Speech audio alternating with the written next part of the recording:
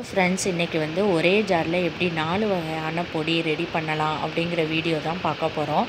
இந்த வீடியோ வந்து யாருக்கு ரொம்ப யூஸ்ஃபுல்லாக இருக்கும் அப்படின்னு பார்த்தீங்கன்னா, பிகினர்ஸ்க்கு வந்து ரொம்பவே யூஸ்ஃபுல்லாக இருக்கும். எப்படி ஒரே ஜாரில் வந்து 4 வகையான பொடி வந்து ஸ்டெப் பை ஸ்டெப்பாக அரைக்கலாம் அப்படிங்கிறத பார்க்கலாம்.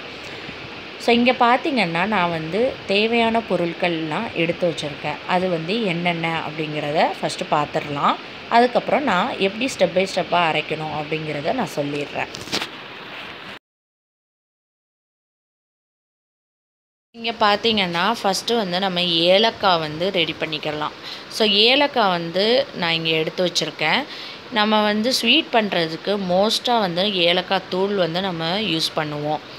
ஏலக்காய் தூள் வந்து கொஞ்சமாக தான் யூஸ் பண்ணுவோம். அந்த டைமில் வந்து நம்ம வந்து அரைச்சி போடுறதுக்கு முடியாது. ஏன்னு கேட்டிங்கன்னா, கொஞ்சமாக போட்டால் மிக்ஸி ஜாரில் அரைப்படாது. ஸோ அதனால் கொஞ்சம் நிறையாவே நம்ம எடுத்து அரைச்சி ஒரு ஏர்டைட் கண்டெய்னரில் நம்ம ஸ்டோர் பண்ணி வச்சுக்கிட்டோம் அப்படின்னா, எப்பப்போ தேவைப்படுதோ அப்போ நம்ம எடுத்து யூஸ் பண்ணிக்கலாம்.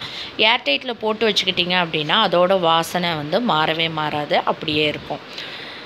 ஸோ இங்கே அதுக்கப்புறம் பார்த்திங்கன்னா, கரம் மசாலாவுக்கு தேவையான பொருள், அப்புறம் வந்து பெப்பர் பவுடர் ரெடி பண்ணுறதுக்காக பெப்பர், அப்புறம் ரசப்பொடி ரெடி பண்ணுறதுக்காக சீரகம், இதெல்லாம் நான் எடுத்து வச்சுருக்கேன்.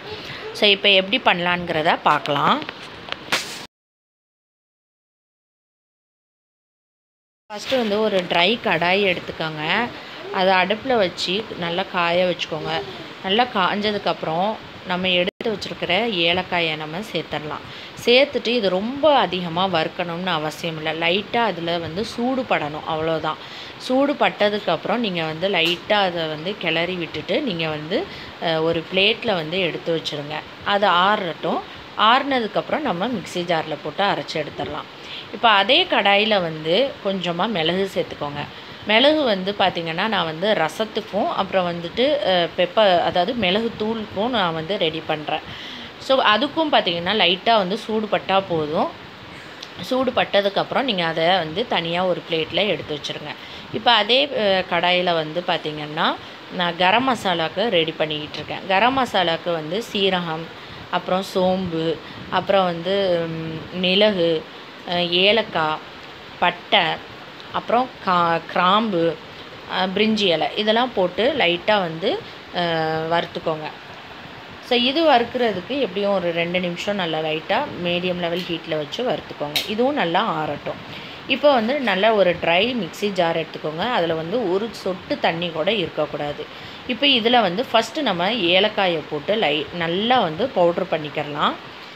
ஸோ இந்த அளவுக்கு நல்லா பவுட்ரு பண்ணி ரெடி பண்ணி வச்சுக்கோங்க. அதை வந்து தனியாக ஒரு பவுலில் எடுத்து வச்சுருங்க.